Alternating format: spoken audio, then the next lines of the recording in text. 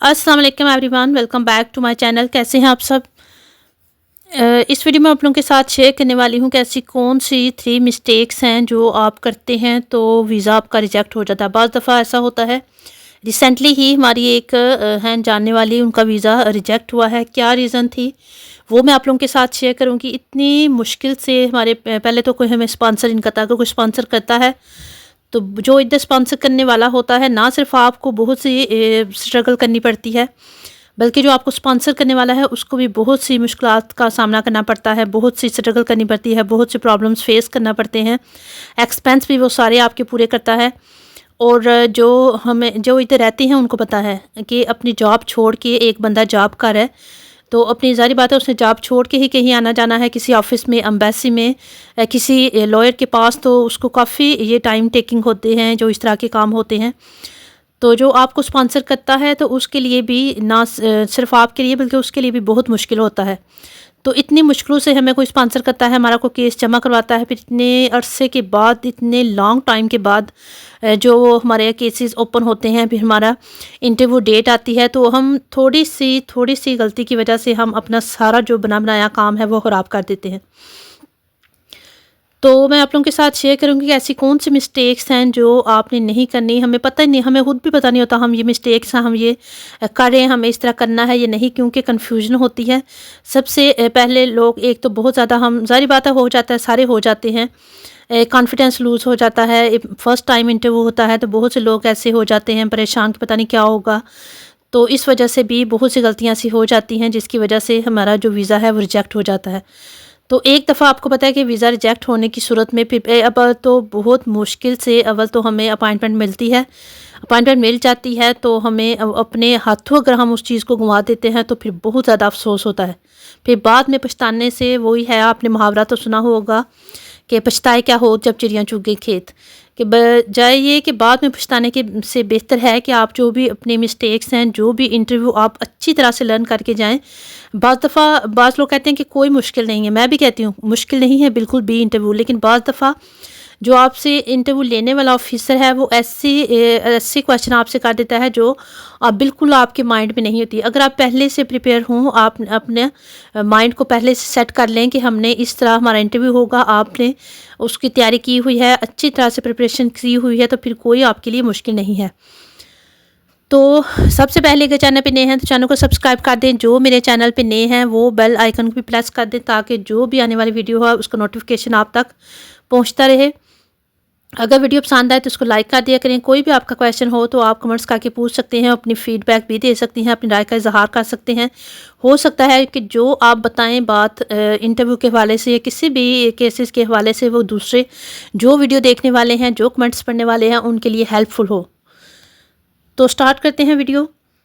3 mistakes ऐसी हैं जो हमें पता ही नहीं होता कि हम कर रहे हैं, लेकिन हम कर देते हैं, अनजाने में हम कर देते हैं। सबसे पहली बात कि आपने टाइम पे जाना है। टाइम, जब जो आपका टाइम इंटरव्यू के लिए आपको दिया गया है, आपने उससे पहले जाना है।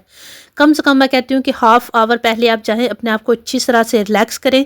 बाज़ दफ़ा ऐसा होता है कि बहुत हम लॉन्ग जो पाकिस्तान से हैं, हमें ज़्यादातर इस्लामाबाद वैसे ही जाना पड़ता है, तो इतना लॉन्ग हम जो सफ़र है वो करके जाते हैं, तो हमें रिलैक्स होना चाहिए। पहले हाफ़ आवर उधर पहुंच जाए। जब हमारा इंटरव्यू था मुझे याद है कि हम हाफ़ आवर पहले पहुंच गए थे, आराम से बैठे रहे थे, फिर हमारा इंटरव्यू हुआ था। तो आप हाफ़ आवर पहले जाएं उधर, अपने आप को रिलैक्स करें अच्छे से। अगर आपने नाश्ता वगैरह घर से नहीं करके गए तो उधर जाके करें, ब्रेकफास्ट करें, अपने आप को रिलैक्स करें, अपने आप को फ्रेश करें। सफ़र करके आप गए हैं, ये बात बहुत ज़्यादा मैटर करती है। एक आप लेट हो जाते हैं, एक तो सबसे फर्स्ट रीज़न ये है जो हम करते हैं, सबसे पहली गलती हम लेट पहुंचते हैं। रास्ते में 100 मसाइल हो जाते हैं, ट्रैफिक जाम हो जाती है, कोई एक्सीडेंट हो जाता है किसी का, जिसकी वजह से ट्रैफिक जाम हो जाती है, गाड़ी ख़राब हो सकती है, 100 मसला हो सकता है। तो इसलिए कोशिश करें कि 1 आवर पहले या हाफ़ आवर पहले आपको उधर पहुंचना, इसी टाइम से आप मैनेज करके घर से निकलें कि हमें हाफ़ आवर या 1 आवर पहले उधर पहुँचना है। सबसे पहली गलती ये हम करते हैं कि हम एंड टाइम के ऊपर उधर पहुंचते हैं, तो हमें खुद पता नहीं चल रहा होता कि हम सफ़र से, एक थकावट होती है सफ़र की, एक सफ़र करके जाते हैं, एक हमें बिल्कुल रिलैक्स नहीं हो पाते, तो फ़ौरन से हमारी बारी इंटरव्यू की आ जाती है, जिसकी वजह से भी हमें थोड़ी कन्फ्यूजन हो जाती है। नेक्स्ट जो दूसरी मिस्टेक हम करते हैं, अपना कॉन्फिडेंस लूज़ कर देते हैं। आपने कॉन्फिडेंस बिल्कुल लूज़ नहीं करना। कोई वो दूसरी दुनिया के महलूक नहीं है, हमारी तरह के लोग हैं। वो सेम आपसे मेन कुछ क्वेश्चन होते हैं जो पूछे जाते हैं, वो मैंने अपनी बहुत सी वीडियो में आपको बताया हुआ इंटरव्यू। इसमें सिर्फ मैं 3 मिस्टेक्स बताऊंगी जो रिसेंटली ही हमारे फैमिली फ्रेंड हैं, तो उनकी बहू का इंटरव्यू था, तो इस वजह से वो पहले भी एक का था, वो भी रिजेक्ट हो गया, अब दूसरी दफ़ा आया। तो इस सिर्फ एक मिस्टेक, क्या मिस्टेक हुई है कि साइन कोई रह गए थे उसके पेपर के, तो उसने वो साइन जब वो पेपर देख रही थी ऐसे, तो एक पेज पे साइन ही उसने किए हुए थे पहले से। अगर आप पहले से आपने DS 160 फॉर्म फिल किया, हर चीज़ अपनी प्रिपेयर की हुई है, तो फिर आपके साइन कैसे रह सकते हैं? तो आपने हर चीज़ इस तरह अपनी देख के, उस वक़्त जो आपको विंडो में बैठा है ऑफिसर, वो देख रहा है, आपकी हर चीज़ नोट डाउन हो रही होती है उस वक़्त, हर जगह कैमरास फिट हुए होते हैं। तो वो खुद से उसने साइन किया शायद, क्या किया, साइन नहीं किया, मेरे ख्याल में उसका साइन ही रह गया था। कहती तो वो ये है कि मैंने साइन किया, मैंने देखा एक जगह मैंने साइन नहीं किया था, तो मैंने वो किया। तो जो वीज़ा इंटरव्यू लेने वाला ऑफिसर है, उसने उसका ले लिया है, उसका वीज़ा भी उसने कंग्रेचुलेशन बोल के उसको बैक कह दिया कि अपनी सीट पे जाके आप बैठें या आप जाएं। तो लेकिन जो दूसरा ऑफिसर विंडो पे था, वो उसको देख रहा था, उसने जाके उससे कोई बात की है थोड़ी देर के लिए, दोनों ने आपस में कहती है बात की है।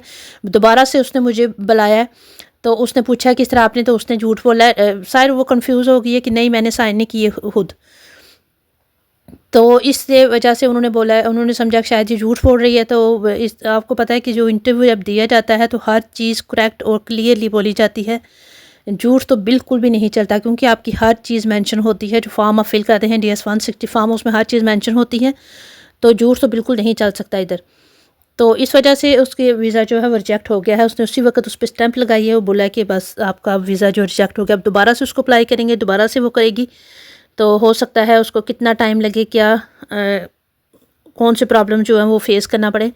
तो इस वजह से ये है कि थोड़ी बहुत जो हम गलती कर देते हैं अनजाने में, हमें पता ही नहीं होता कि हम ये मिस्टेक किए जा रहे हैं, लेकिन जब पता तब ही चलता है जब हम अपना नुकसान कर बैठते हैं या अपने हाथों से अपना जो बना बनाया काम है उसको बिगाड़ देते हैं।